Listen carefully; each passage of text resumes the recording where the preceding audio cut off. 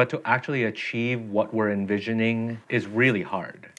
Time for some experimentation here. So my name is Tito and this is the worst. Hey everybody, my name is Tito and I host a podcast called Craft Talk. I'm now getting to a place where I'm starting to play around with other ways of communicating through video. A friend of mine, Dominique, he said this concept about experimenting, but he basically says, think with your hands. So my idea is to kind of prep a topic, share some things I want to share about it, and see if something can come out of it. The topic that I'm thinking of sharing is called The Gap. I really recommend searching Ira Glass, The Gap.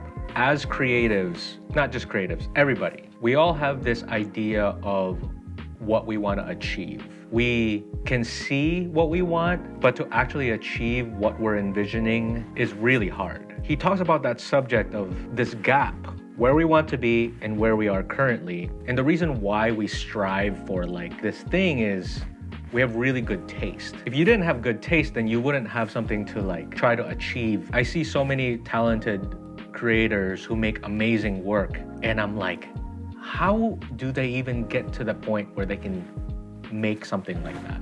That's what it is. You have this taste, an inkling that's good quality work. I like that, but I'm not there yet. And he says that the only way to kind of close that gap is to put in a high volume of work. As you keep doing work, you're gonna keep discovering what things to improve, what things to tweak, and maybe you get a little bit closer to that goal. This is just another way of saying thinking with your hands. This is the same concept, doing trial and error, putting stuff out there, realizing, that really wasn't that good. Let me try it this way. Let me try again. Iterations upon iterations. Now I'm going through the Rolodex of the interviews that I've done recently. I interviewed a classical singer. Her name is Karen Albert. This is her talking about a little bit about this concept, but then also how sometimes she could be a little bit hard on herself on stuff. So here we go. I am a mental reviewer in a bad way. I get off the stage and I'm like, okay, I did this wrong. I did this wrong. This was really bad. This was bad. And I know intellectually that the audience probably doesn't know. Yeah. They're not familiar enough with this piece to know that that note didn't belong in there. And because it wasn't a note that's not in the chord, but it just wasn't the right note. Right. Or that, that most people don't take a breath in that line. They're not aware of those things the way, you are. So I always try to intellectually remind myself of those things, but emotionally you just feel gutted that you didn't do the best that you can do, or that you're that you're not at that level yet, potentially. It's a lifelong journey to be a singer. So, you can't beat yourself up too much.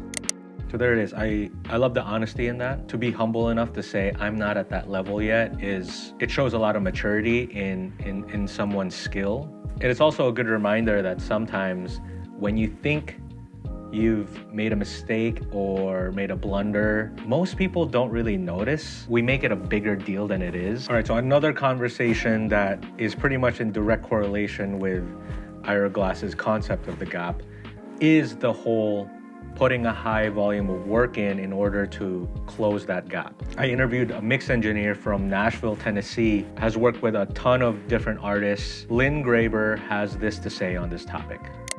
Thinking back on my career, there were two kind of points in time where I felt like I made pretty large leaps in experience and confidence and skill. And, one of those was pre-Nashville. I did sound at a mega church in my hometown, and they eventually asked me to start producing their online service, doing post-production on that. And having something consistent like that, where it's kind of the same thing, but every week is a chance to improve on it. That was a huge leap forward, and that gave me a huge boost of confidence, for a couple of years right before I moved to Nashville. But also, started doing the sync work where it was more volume, having to work through a large amount of tracks. You just can't help but get better. And I'd recommend for anybody wanting to do something, try to find some sort of position that you can get those reps in. Okay, last one. While we're on the pursuit of closing the gap, I think it's really important, and I'm not really that good at this, at being proud that you're doing the work to try to get there.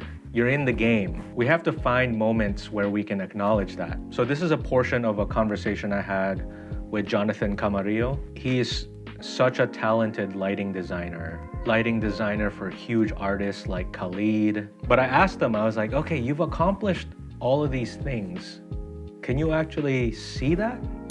Sometimes it's hard to recognize what you've done. Given your experience all these years, are you able to kind of reflect now and see how much you've accomplished? You know, it's like people that do they start a fitness journey and they look every day at themselves in the mirror and they see no changes. But if you fast forward and you go, like people that take a picture every day and you see it and fast forward and you see all like the huge change, I think like maybe other people see what I don't see, but I am always like feel like I'm behind the curve and I'm like, oh God, I gotta try harder and work harder. I would say I'm proud of myself for where I am, but I'm not there yet. That's a really great analogy, the way you put that, because yeah, it's like the day to day, you just don't notice it. So you don't feel like anything is like improving. But when you like look at like kind of outside of yourself, which is impossible to do, that's really the only time where you can go, wow, I did do that. I'm just so glad that I now have this catalog of conversations. It's my digital notebook of like notes that I'm giving myself to remind me of all of the wisdom from conversations I've had. Yeah, I guess let's wrap this up. I don't know how this video is gonna turn out. I have so many moments where I'm just staring at the camera, not knowing what to say. If I don't try starting now, I'll never get good at it. The goal is to be able to just plop down and be like, hey, what's going on? Here's the concept that I want to talk about, straight into the camera. I'm not reading a bunch of notes. I'm not trying to think about what I want to say. I can't do that until I start thinking with my hands and start doing it.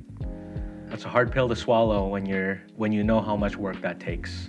I hope that this was informative for you, and I'm rooting for you if you are someone who is just trying stuff out. I can't wait to see the next one you make. Yeah, until next time.